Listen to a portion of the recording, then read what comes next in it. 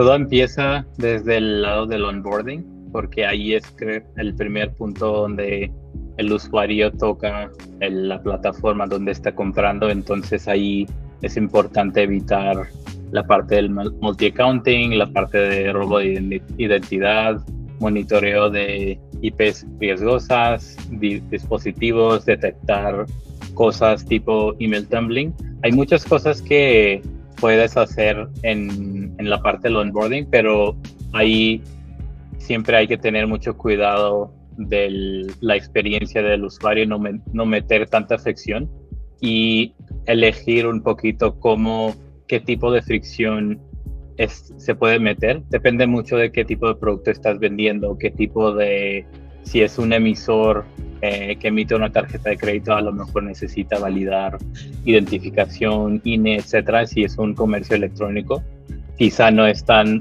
importante meter ese nivel de fricción desde el inicio. Y después del onboarding, la parte clave es monitoreo continuo. ¿Qué es lo que está haciendo el usuario? ¿Cómo está transaccionando? ¿Qué tipo de patrones? Ahí es importante monitorear qué tipo de tarjetas se está utilizando, qué tipo de producto está comprando, qué tipo de patrones existen al momento de compra y el historial de usuario, y en base a eso hacer una prevención continua y un análisis de fraude más continuo. Entonces empieza desde el onboarding, pero onboarding es solo una pieza y después del onboarding es muy importante tener un monitoreo continuo y hacer ese tipo de análisis y seguir adaptando al fraude.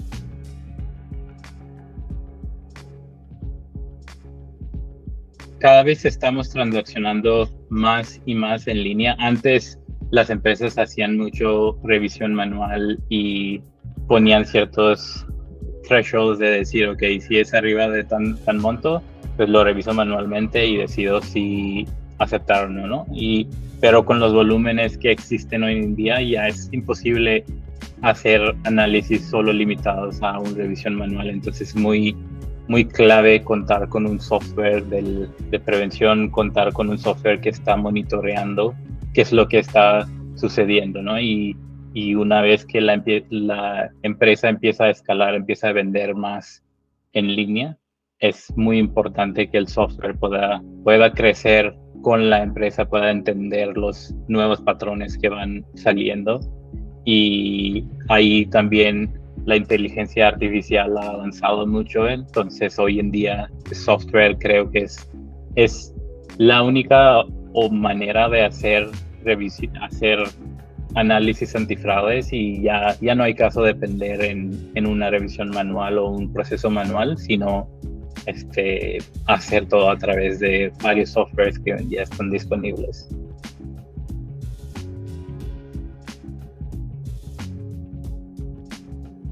Ahí Bayonet toma un approach muy único sobre la prevención de fraude. Nosotros no enfocamos mucho en las transacciones, sino todo empieza desde identificar el usuario que está transaccionando, porque la mayoría de los usuarios son buenos, hay pocos defraudadores. Entonces es muy importante empezar con una identificación del usuario, entender quién es el que está comprando, qué tipo de correo está usando, qué tipo de IPs. Al usuario sí ya conocemos desde hace rato o apenas empezó a comprar. Entonces Bayonet maneja un graph, como un red neuronal de los usuarios, y busca conexiones entre los usuarios, busca los patrones de los usuarios y de ahí empieza a hacer el análisis. Entonces el análisis o la identificación del usuario forma una parte muy clave del análisis que hace Bayonet, y después hay mucha adaptabilidad al mercado local, entender cómo están los patrones del fraude en México, en Colombia, en Perú, en varios países de LATAM, porque cada país tiene ciertas características del fraude, ciertas características de patrones de compra. Entonces, entender muy bien los mercados y los patrones. Y además de eso,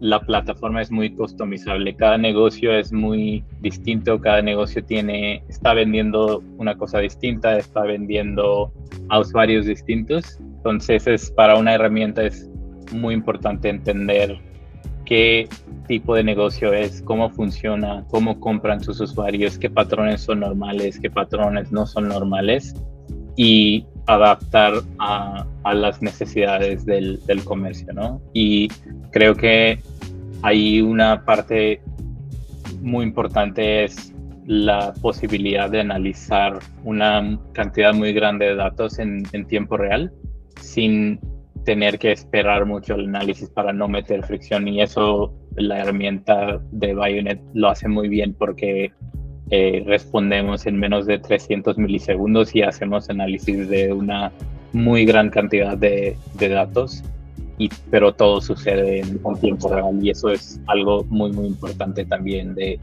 hacer ese análisis, ese monitoreo en tiempo real. Siempre está un paso enfrente de los defraudadores y no tanto reaccionando sobre qué es lo que están haciendo.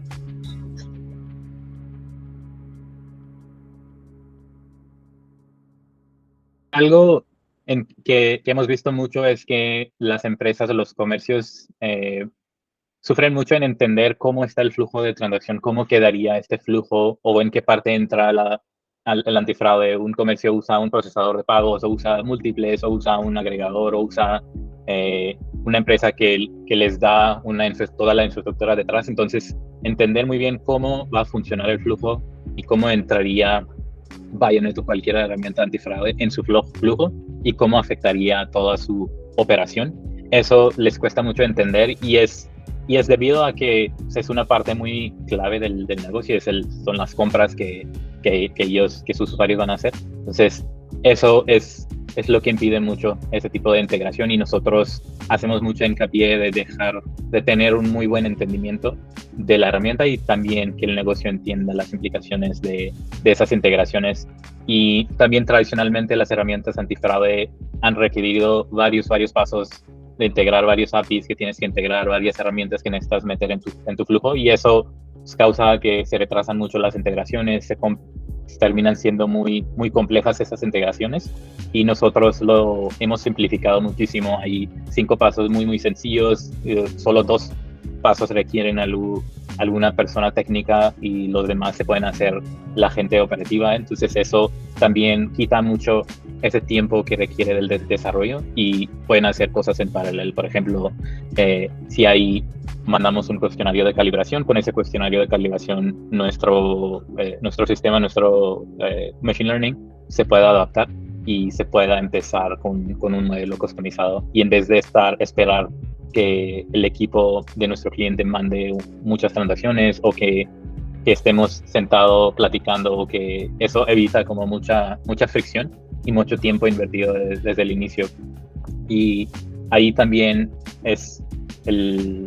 documentación forma una parte muy clave. Muchas herramientas no documentan bien las cosas, y al momento de integrar, el equipo técnico a veces se siente perdido o no sabe qué significa cada cosa. Entonces también nosotros documentamos muy bien nuestros procesos, nuestras documentaciones, y también documentamos muy bien qué implica la integración, qué se necesita, qué se requiere, cuánto tiempo necesita para cada paso, y dar un muy buen seguimiento, ¿no? Y todo eso se encaja con un soporte muy personalizado, muy bueno, porque siempre salen cosas, siempre salen dudas, y entre más rápido las podemos resolver, pues más ágil es la integración, más ágil es la implementación, y más rápido se fluye todo este proceso.